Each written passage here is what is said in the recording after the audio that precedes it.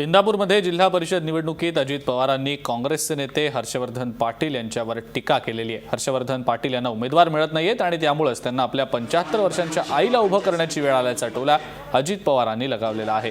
राजकारणाची एवढीच हौस असेल तर त्यांनी आपल्या बायकोला उभं करायला हवं होतं असा खोचक सल्लाही त्यांनी यावेळेला दिला।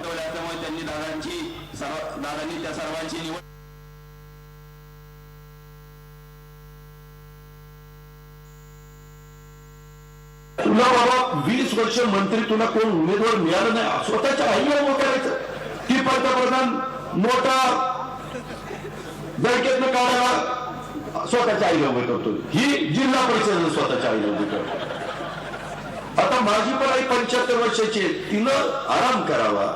तिनं त्या ठिकाणी नातवंडांचं कसं चाललंय, मुलाचं कसं चाललंय, सुनेचं कसं चाललंय, दिराचं कसं चाललंय ती पाहावं ना। ही कुठलं ह्या वयात हर्षवर्धन पटत नाही मला तुझं। म्हणजे ठीक आहे, तुला उमेदवार नाही मिळाला तर मला सांगायचं, मी एखादा दिला असता उमेदवार। आपल्याकडे हरेक बावड्याला नाही उमेदवार आहे, हर्षवर्धन मला सांगायचं, मी दिला असता ना उमेदवार।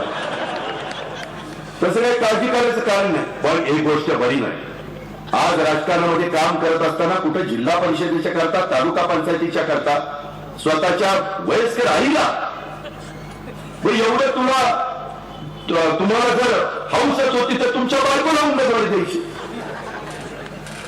काय हरकत होती?